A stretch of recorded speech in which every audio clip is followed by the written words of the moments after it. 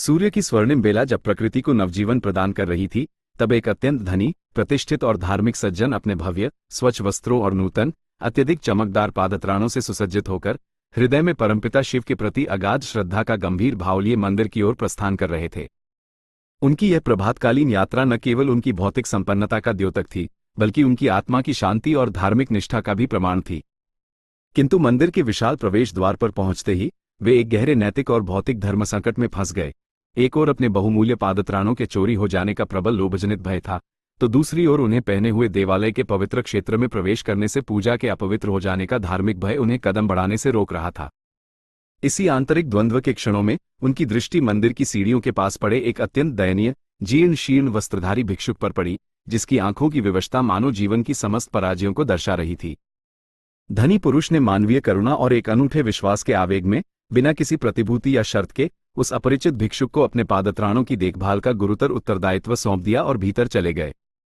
मंदिर के गर्भगृह में शिवलिंग के समक्ष ध्यानस्थ होते ही उनका मन संसार में व्याप्त घोर सामाजिक विषमता के प्रश्न से व्याकुल हो उठा, जहां किसी को अपार वैभव और किसी को घोर अभाव। इस चिंतन से द्रवित होकर उन्होंने तत्काल संकल्प लिया कि वह बाहर आकर मानवीय दया का परिचय देते हुए उस निरीह भिक्षुक को 100 रुपये का उदार दान अवश्य देंगे, इस आशा के साथ कि शायद इससे विषमता की पीड़ा में कुछ कमी आए। परंतु जब पूजा अर्चना समाप्त कर वे दान देने के भाव से बाहर आए, तो वो स्थान पूरी तरह से रिक्त मिला। वहां न तो भिक्षुक था और न ही उनके पादत्राण। विश्वासघात की टीस और बहुमूल्य वस्तु की क्षति के भाव से मर्माहत होकर वे नंगे पांव ही वापस लौटने लगे। उनके हर कदम पर आत्ममंथन का बोझ था कि क्या उनकी दया एक मूर्खतापूर्ण कृत्य था।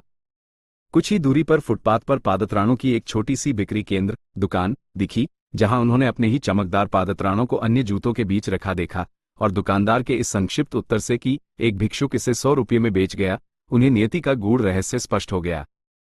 उन्हें ये ज्ञान हुआ कि उनका भाग्य आज उन्हें 100 रुपये का त्याग करने के लिए निर्धारित कर चुका था। उन्होंने उसे दया के रूप में देने का विचार किया था, जबकि भिक्षुक के कर्म ने उसी राशि को पादत्राणों के विक्रय के साधन में बदल दिया। त्याग का मूल्य स्थिर रहा, किंतु उसे पूर्ण करने का माध्यम पुनर्तः बदल गया। धनी पुरुष को ये परम आध्यात्मिक बोध प्राप्त हुआ कि ईश्वर केवल ये सुनिश्चित करता है कि जीवन में कब, क्या और कहाँ प्राप्त होगा, किंतु उस निर्धारित वस्तु को किस विधि, किस माध्यम और किस प्रकार प्राप्त किया जाएगा, ये संपूर्ण रूप से हमारे स्वयं के कर्मों द्वारा निश्चित होता है।